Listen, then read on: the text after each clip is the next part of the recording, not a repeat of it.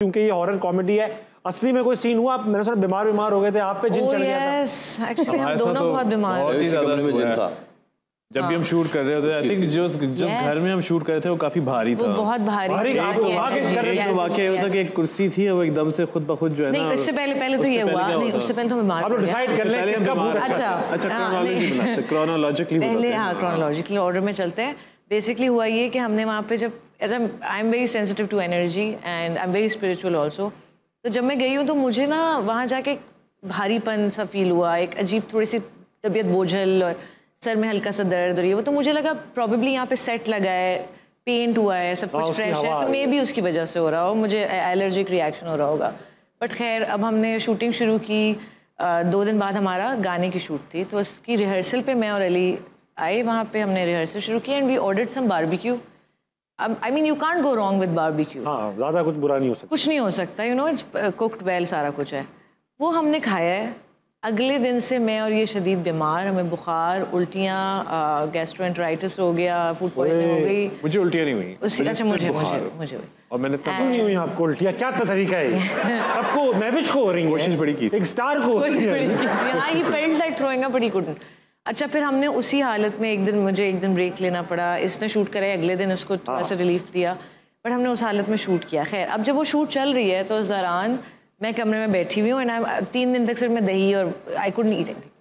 अब ये भी बीमार पड़ा हुआ है, इसकी ड्रिप लगी हुई है, मेरी ड्रिप घर में लगी थी। खैर अब मैं बैठी हूँ, राव बैठा है, अकेले हम लोग, कोई सुबह के 2-3 बजे की बात है एंड वहाँ एक रॉकिंग चेयर थी उस रूम में, जो मेरा रूम दिखाया था, और वहाँ मेकअप वगैरह हम करते थे। तो मैं पलट के देखती हूँ एंड वो रॉकिंग चेयर खुद ब खुद हिल रही है, खुद ब खुद हिल रही है, और ऐसे नहीं हिल रही कि हवा से, वहाँ हवा का कोई रद्दो अमल। मैंने देखा जिन्हों को रॉकिंग चेयर बहुत अच्छी लगती है, हर जगह हिल रही होती है। हाँ, कोई हवा का कोई वहाँ पे अमल खास टेस्ट है वजाद भाई। यस, अच्छा फिर वो हिल रही है ऐसे जैसे somebody is actually rocking on it।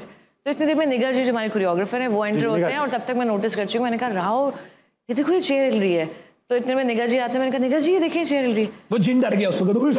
हाँ नहीं वो डरा नहीं उस वक्त, जिन्होंने भूतों ने कहा निगाह जी हिल रही है, निगाह जी ने कहा नहीं तुम आयतुल कुर्सी पढ़ो, और मैंने इससे पहले भी एक दफ़ा देखा है कि इट वाज मूविंग।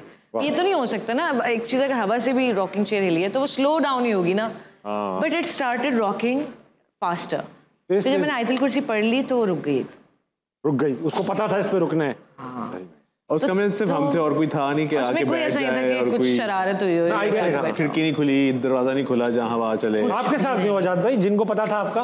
मैंने भी माशाल्लाह वही टिकट खाए थे, लेकिन आपको हाँ मैं खुद बड़ा मुझे जब महविश और अली ने ये बात बताई तो मुझे हुआ, मैंने फिर अगले दिन शूट शुरू होने से पहले पूरी कुरान खानी घर में करा दी थी वहाँ पे, कि जस्ट इन केस अगर कुछ है तो चलो। बट उसके उसी लोकेशन पे शूट करने के बाद बेओ फेल एंड उनकी भी फ्रैक्चर हुआ, मतलब बहुत लोगों की तबीयतें खराब और भारी था, इट वाज वेरी भारी। मोमिन आपको जिन्होंने कोई लिफ्ट नहीं कराई प्रोड्यूसर की तरह?